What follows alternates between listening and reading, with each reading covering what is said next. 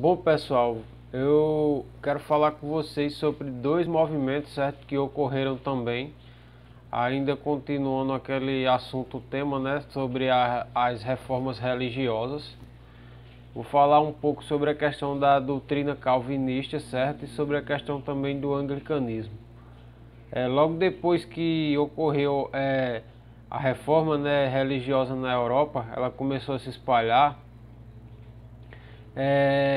Em duas regiões bem específicas, na Suíça e na Inglaterra, surgiram também essas outras duas doutrinas, certo?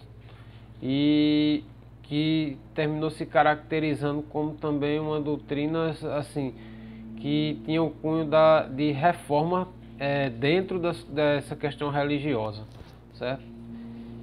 Sobre a questão do calvinismo e sobre a questão do anglicanismo, certo?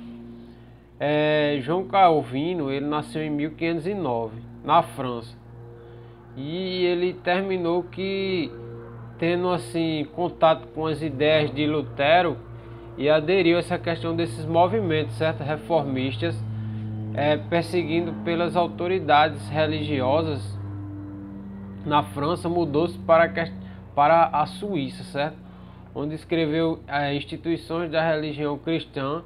E nessa obra ele termina aqui sintetizando a questão do pensamento de Lutero, certo? E de outros reformadores. E aí João Calvino ele se diferenciava porque ele retomava um pouco também a ideia de Santo Agostinho, certo? Que desenvolvia a questão da predestinação. Segundo ele, assim, Deus escolhia desde o início o homem para a salvação, certo? E outros eram para a questão da perdição eterna.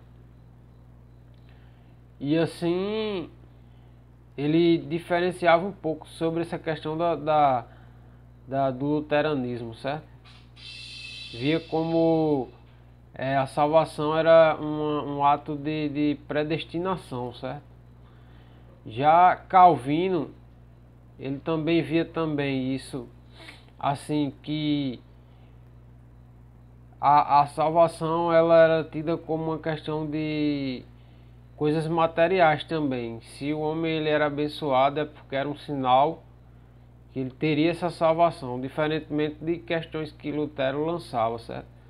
Cada especificamente doutrina dessa que era da reforma, ela pegava algumas teorias e se modificava de uma para outra. Outra questão também é a questão do anglicanismo, né? A segunda questão sobre a questão do anglicanismo. O anglicanismo ele também foi um movimento reformador que nasceu no governo de Henrique VIII, que subiu ao trono em 1509. Ele era casado com Catarina de Aragão. E aí, como ele nesse casamento eles se casavam para ter alianças políticas e deixar os descendentes, né? Ela não conseguia engravidar, então ele acaba querendo que o Papa, né, anulasse o casamento dele. E aí, contrário a esse pedido, para evitar também atritos, né? O Papa não dá essa ordem e ele termina proclamando-se em 1531 chefe da igreja naquele território da Inglaterra.